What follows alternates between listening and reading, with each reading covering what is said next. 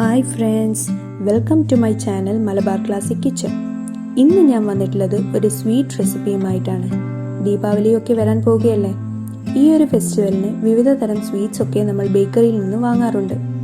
അതിൽപ്പെടുന്ന ഒരു സ്വീറ്റാണ് ഗീ മൈസൂർ പാക്ക്. ഇത് വളരെ സോഫ്റ്റ് ആൻഡ് ടേസ്റ്റിയാണ്. ബേക്കറിയിൽ നിന്ന് കിട്ടുന്ന അതേ ടേസ്റ്റിൽ വീട്ടിലുള്ള കുറച്ച് ഇൻഗ്രീഡിയൻസ് വെച്ച് എങ്ങനെ ഇത് ഉണ്ടാക്കാമെന്നാണ് ഞാൻ നിങ്ങളുടെ മുന്നിൽ അവതരിപ്പിക്കാൻ പോകുന്നത്. ഇതിനു വേണ്ട ഇൻഗ്രീഡിയൻസ് എന്തൊക്കെയാണെന്ന് നോക്കാം.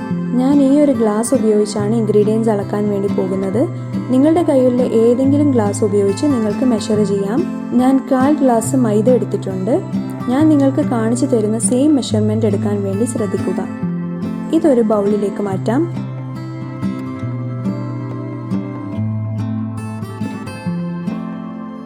കാൽ ഗ്ലാസ് കടലമാവ് വേണം. ഇതും നമുക്ക് മൈദയുള്ള ബൗളിലേക്ക് തന്നെ ചേർക്കാം. 1/2 ഗ്ലാസ് പഞ്ചസാര, അതും ഞാനൊരു ബൗളിലേക്ക് മാറ്റുന്നുണ്ട്. ഇനി പാല് വേണം. 1/4 ഗ്ലാസിന്റെ കുറച്ച് മുകളിലേക്കായിട്ട് വേണം എടുക്കാൻ. അതും നമുക്കൊരു ബൗളിലേക്ക് മാറ്റാം. ഇനി 1/4 ഗ്ലാസിന് താഴെ, അതായത് 5 ടേബിൾ സ്പൂൺ വെള്ളം വേണം. അതും ഞാനൊരു ബൗളിലേക്ക് മാറ്റുന്നുണ്ട്.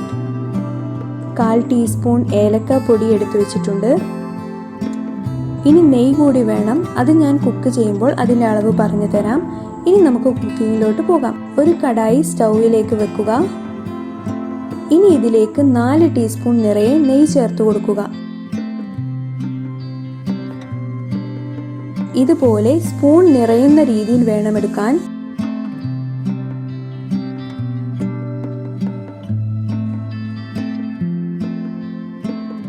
നെയ്യ് ഉരുകിയിട്ടുണ്ട്.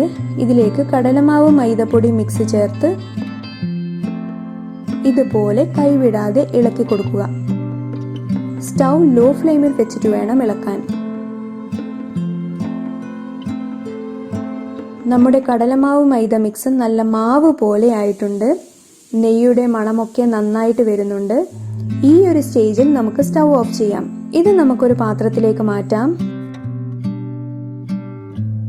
ഒരു കടായിലേക്ക് പഞ്ചസാര ചേർത്ത് കൊടുക്കുക.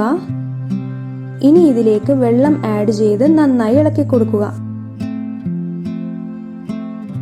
പഞ്ചസാര ഒന്ന് അലിഞ്ഞു വരണം. അതുവരെ നമുക്കൊന്ന് ഇളക്കി കൊടുക്കാം. ഇപ്പോൾ പഞ്ചസാരയൊക്കെ അലിഞ്ഞ് ഒന്ന് തിളച്ചു വരുന്നുണ്ട്. ഇനി സ്റ്റൗ മീഡിയം ഫ്ലെയിമിലേക്ക് ആക്കുക. ഇതിലേക്ക് മാവ് ചേർത്ത് കൊടുക്കുക. ഇത് നന്നായി ഇളക്കി കൊടുക്കുക. ഇപ്പോൾ നന്നായി മിക്സ് ആയിട്ടുണ്ട്.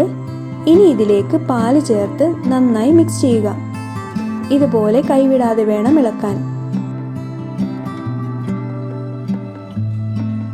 ഇനി ഏലക്കപ്പൊടി ചേർത്ത് നന്നായി മിക്സ് ചെയ്യുക.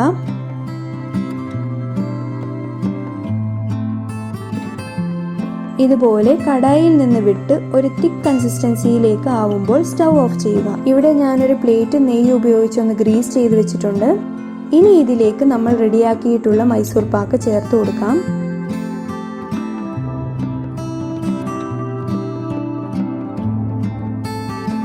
ഇത് ചൂടോടുകൂടി തന്നെ നെയ്യ് തടവിയ സ്പൂണ് കൊണ്ട് ഇതുപോലെ ഒന്ന് പ്രസ് ചെയ്ത് സെറ്റ് ചെയ്യുക.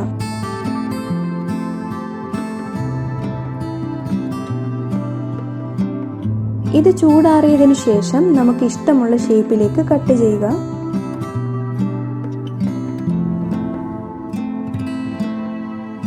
അങ്ങനെ നമ്മുടെ ടേസ്റ്റി ആയിട്ടുള്ള ഗീ മൈസൂർ പാക്ക് ഇവിടെ റെഡി ആയിരിക്കുകയാണ്.